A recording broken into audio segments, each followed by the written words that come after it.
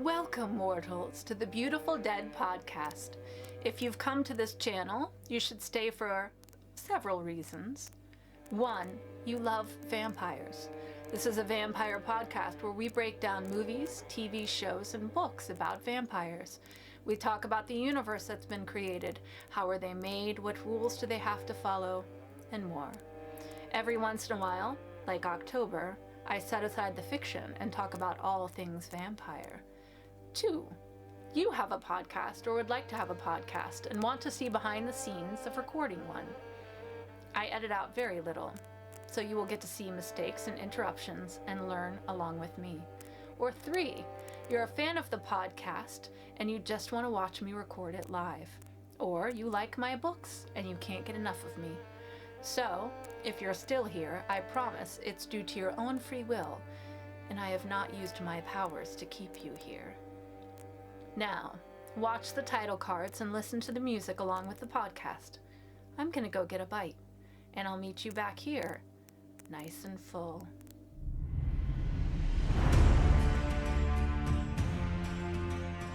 Hello? Really? Vampire! We take your candy! Count Dracula. I am Dracula. And I bid you welcome, Mr. Hunt, to my house. Come in. Our first award goes to the vampire for most blood drained in a single evening. The strength of the vampire is that people will not believe in him.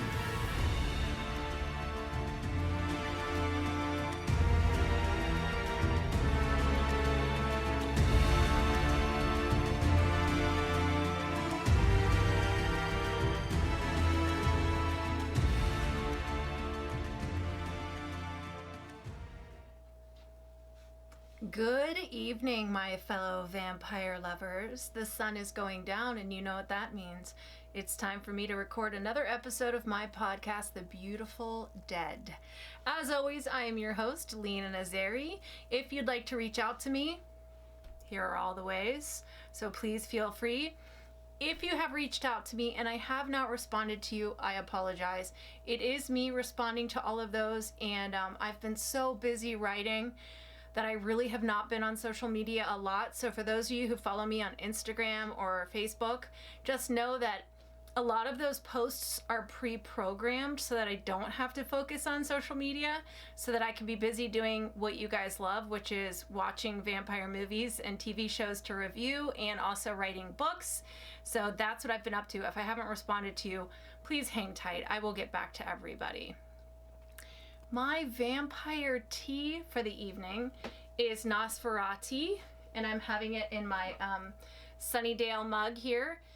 I wanted a black tea tonight, and I'm drinking it the British way. I've added milk to it. It's delish. And because one of the characters from our movie this evening quite resembles Nosferatu, which I'm getting very excited to watch at the end of this year. I don't know about you guys. Are you excited? Because I am. So that is what I will be drinking this evening. For those of you who have come to my YouTube because the podcast has not, the audio version of the podcast has not been uploaded, never fear. I am getting a new mic, so I will be bringing those back by March. By March, you will be able to just go listen to the audio version on Spotify or Apple Podcasts if that's what you prefer and you hate coming to YouTube. I'm sorry, I did buy a new mic and it is on its way. Appearances, but the only one that I have confirmed this year is Fan Expo Philly, the first weekend of May. I will be there. You know how much I love Fan Expo and how much I love Fan Expo Philly, and I'm waiting to hear if and when my panel will happen. So if you got to see the panel last year, I am revamping it. See what I did there? So that you'll get different information this year. It is the first episode of February, so you know what that means. It's tarot time. So my January tarot really was about transitioning, and boy, oh boy, that is very true. Your girl Lena has been kind of in a pressure cooker this last 6 weeks, but that's okay because that is what happens when somebody has to grow and change, and that is what's happening. And my new logo is in the works. I can't wait to see it. I haven't seen it yet. If you want to be the first person to see it, then you need to go to lenanazari.com and join my Fanged family because they get to see it before anyone else. And if you want updates on Reese, the 4th book, then you have to join my Fanged family. And I cannot wait to see the cover. Guys, my favorite part about writing a book is the cover. I might keep writing books just to keep designing covers, so watch out for that. All right, back to tarot. So let's see what is going to happen for Lena in February. I got the 4 of Swords upright. This seeks to tell you about the importance of rest and relaxation. You know what's funny? I just hung up the phone with a friend and we were talking about self-care and like just taking care of ourselves and recognizing what's important and taking time to breathe and relax and spend time with family and friends. So it's interesting. Life can be incredibly stressful and overwhelming at times, and the Swords represents challenges and trials in life. January. So take a step back from the demands of your day-to-day life and relax, which can actually prove to be quite a tough challenge for some people. If my coach is watching this right now, she's probably rolling her eyes because every time we talk, she says, you have to relax. You have to try and relax. You have to get your stress down. And I get stressed out by the thought of trying to get my stress down. I have a hard time relaxing. But not relaxing can lead you to spend months in bed with minor illnesses or force you to spend time by resting at home. The 4 of Swords encourages you to spend time doing the things you love and the things that make you feel calm. Perhaps you're due to visit a spa. I was just saying I would love a spa day. Perhaps it's been a little while since you've been on a relaxing walk in nature. Don't make any big life-altering decisions this month, as now is not the right time for you to be placing your body under more stress and tension. Take a few days off of work, spend time with your loved ones, whatever you need, take a break. Now is not the time to make decisions. This month, spend time replenishing your strength and embracing the quiet. That's perfect, because I was just saying, for you guys that know that I will record ahead sometimes, everything you saw in January, I had recorded the beginning of January.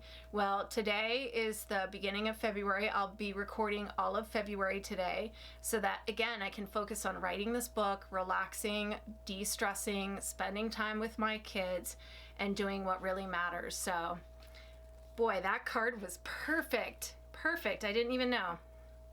Okay, what are we talking about today? We're talking about Jakob's Wife.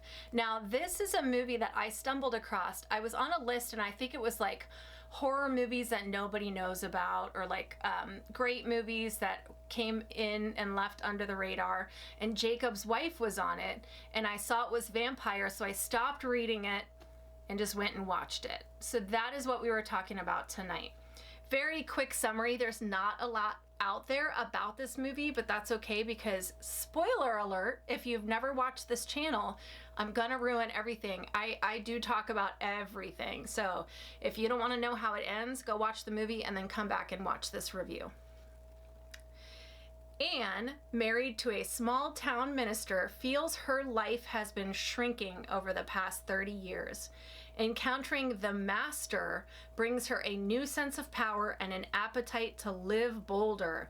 However, this change comes with a heavy body count. Spoiler alert, the Master is a vampire who looks a lot like Nosferatu. If I can find a picture, I'll post it right now. And the Master is actually played by the lady who plays Valak, the nun in the Conjuring universe. Excellent. So good. All right. Let's get right into it. Let's sink our teeth right into Jakob's Wife. Vampiric references and crossovers. Larry Fessenden is Jakob, the small town minister whose wife gets turned into a vampire. He's in this, and he's also in an episode of The Strain.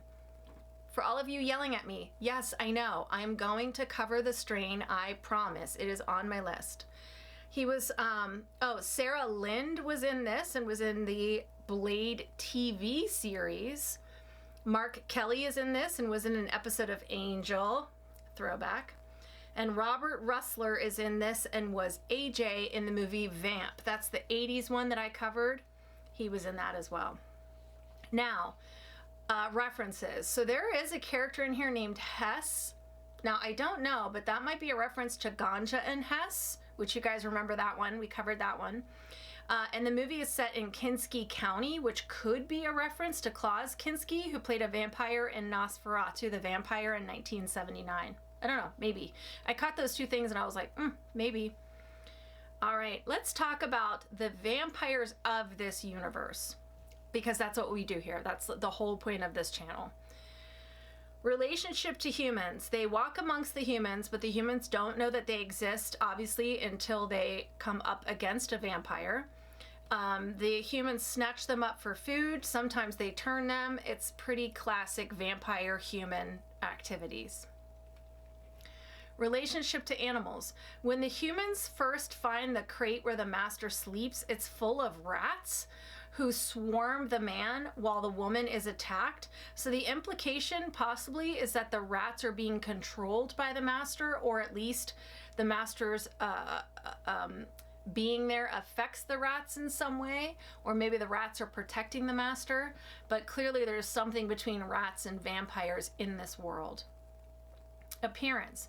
The young vampires look human but are very pale, and when they vamp out, their fangs drop and their eyes turn red. The master, like I said, not even remotely human looking. You would not walk past her on the street and be like, there's just a normal human. You'd be like, that's a vampire. So tall, lean, gray skin, long, thin fingers with long, sharp nails. You guys know, Nosferatu.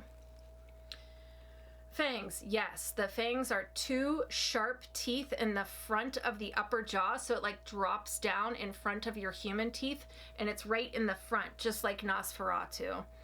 They come from the roof of the mouth, behind the human teeth.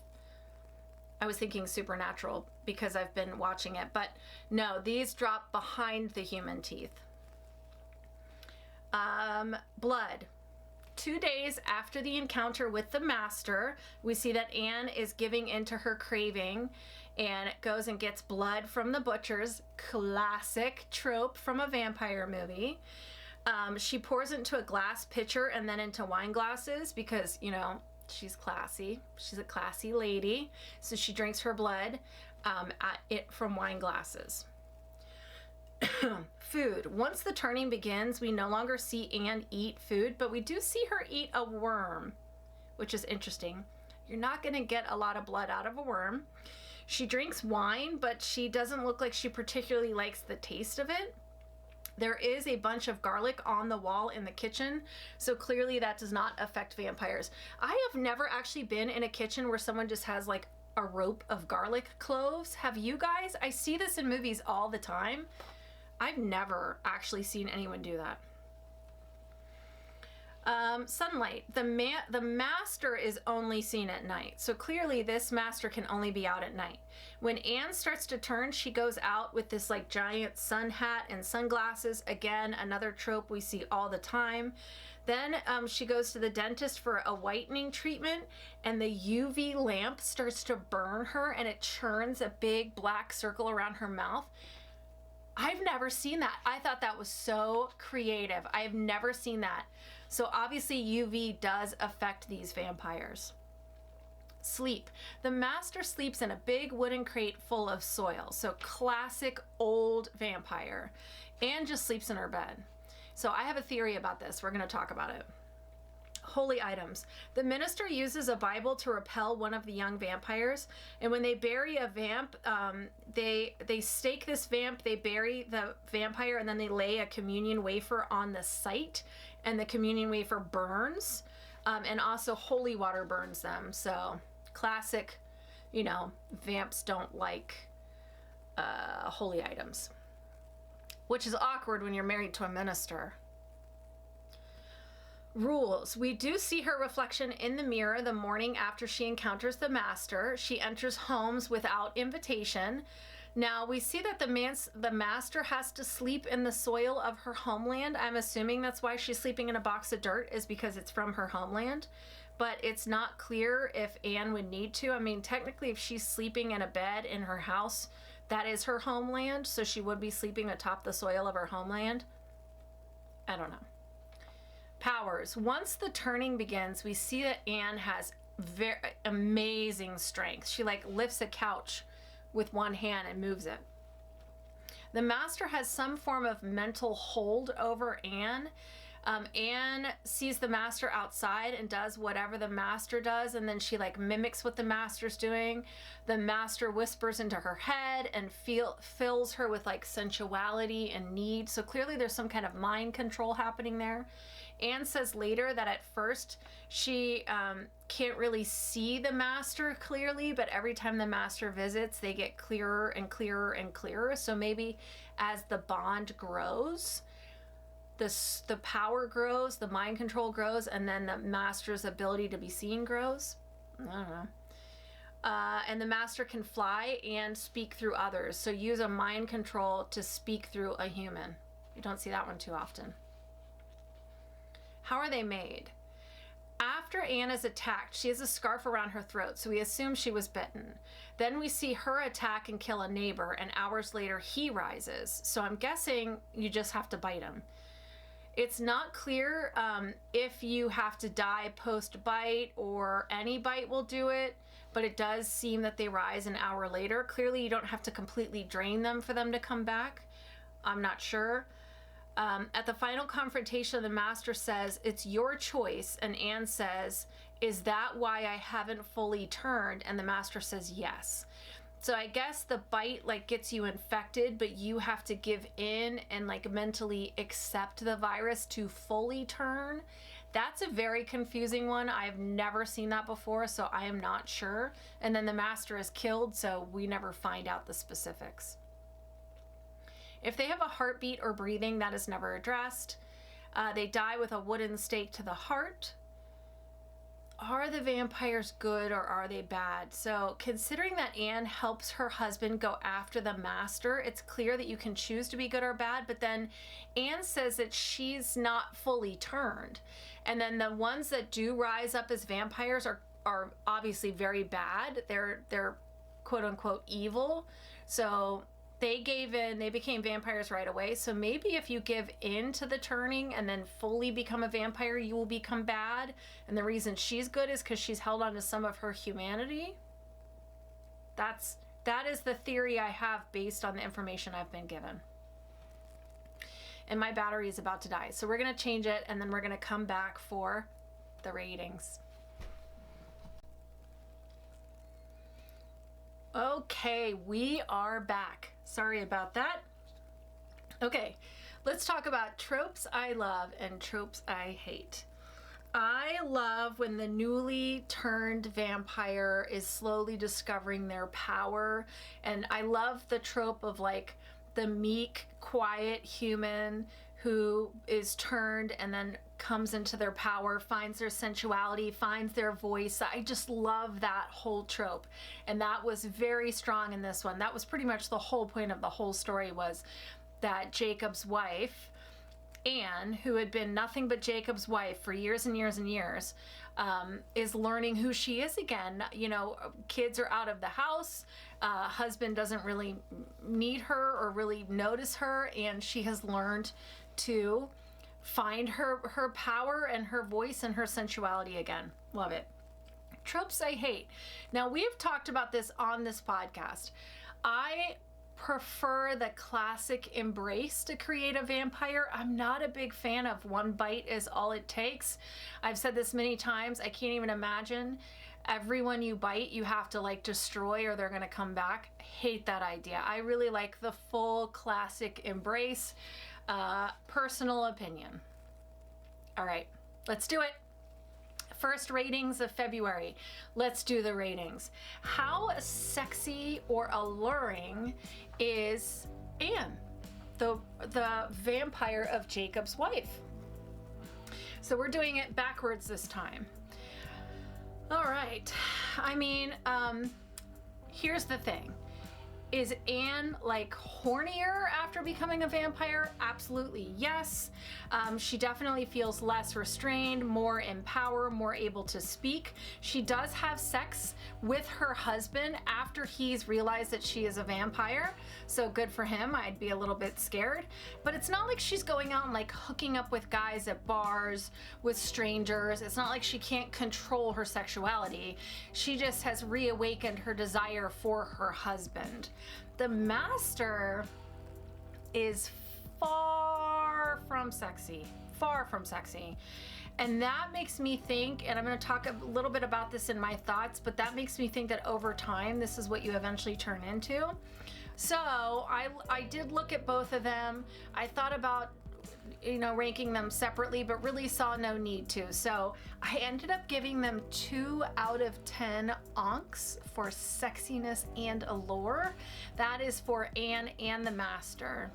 Sorry. How scary or evil are the vampires of Jacob's wife? So we're gonna look at the Master, because the other vamps are either like half-turned or brand new or fledglings. The Master can fly, has mind control, apparently can control rats, and even like change the nature of the earth itself, like we see her shift soil. They can populate fast since it only takes 1 bite, but she's repelled by holy items. She can't be in the sun.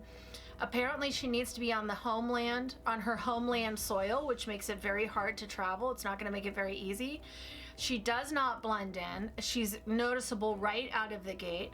And all of her motives appear to be bringing freedom to women who are suppressed. So it's not like she really has evil intention. I mean, it's not great the way that she goes about it, and she murders a lot of people, but she does say that she turned Anne because she likes to bring freedom to women. It is implied that she has a terrible backstory and was repressed, and so that's the point of her whole existence on this earth. So all in all, 3 out of 10 stakes to the heart for scariness and evil. So this is one of those times, like normally we see if one scores high, the other one is low, that is not the case in this one. They're both sort of just like, the vampires are just kind of there. They're just kind of part of the tapestry, but nothing too like impressive. I feel mean saying that word, but it's true. Okay, so my thoughts. Like I said, this is a movie that I just sort of stumbled onto. It's not terrible per se. I see what they wanted to do with it. It's a comment on the way that women lose who they are. They become married and then you're just so-and-so's wife. And then you're just so-and-so's mom. And at this point in time in her life, she stopped being Anne a long, long time ago and is now just Jacob's wife. So Anne finds herself, because of the vampire blood, it sort of gives her the power to remember that she's not just Jacob's wife. She is Anne. She is a person who has desires and wants and needs. And the end of it really is definitely makes that clear, because he comes to terms with the fact that she is a vampire. I guess they're going to work it all out, and he's going to support her in all of this. But she does say, like, from now on, you do not talk over top of me. You do not ignore me. Like, she definitely stands up for herself, which is great. It really does suffer in pacing. The pacing is extremely slow. I found it to be slow. It felt longer than it really was. I think it was less than 90 minutes. It felt a lot longer than that. The story was the story was not super involved. It was very easy to follow. The problem was with the vampire lore itself. It seemed sort of inconsistent. That being said, as we have talked about on this podcast many times, I don't think that when someone wrote this screenplay, they were thinking, and someday a podcast is going to break down the universe I've created and find the inconsistencies, but that is exactly what I'm doing. Like I said, the Master is played by the same woman who plays the nun in the Conjuring universe. She was excellent. I think that the difference that we see between Anne and the Master is a couple different things. I think the Master, the implication is that she is very, very, very old, that she's been on this earth a very long time. So I think that the implication is over time, after you are fully turned, which we know Anne is never fully turned, over time you turn into what the master is. So with your power comes, you know, the need to be on your soil, your homeland soil, not being able to be in the sun. So the longer you are turned, the less human you are. So stronger powers, but also like some bigger weaknesses. So I think that is how the whole thing works out. But again, the lore is sort of inconsistent. I can't really pin it down. But she did an excellent job as the master. I was whenever she was on the screen, I kind of sat up. I was like, oh, okay, this will be good. The rest of it, I wasn't super engaged with it. So I will say this, it is not awful. It is worth a free watch, which I was able to watch it for free. That being said, I won't watch this one again. It might even be one of those ones that years from now I've completely forgotten about. It's off my radar and somebody says Jacob's wife and I go, oh yeah, that's right, I forgot about that one. I'll never watch it again. If you decide not to watch it, I don't think you're missing out. So by all means, you can decide what you would like to do. If you are interested, it is available for free on a couple different platforms. Jacob's Wife with a K. That being said, that is it for me this week. Next week, we are going to cover one called Dracula in Love in honor of Valentine's Day coming up. I found that one on Amazon Prime. It is also for free, so you can go and watch it before we talk about it next week. That is Dracula in Love. Until then, I hope everybody's February is starting out well.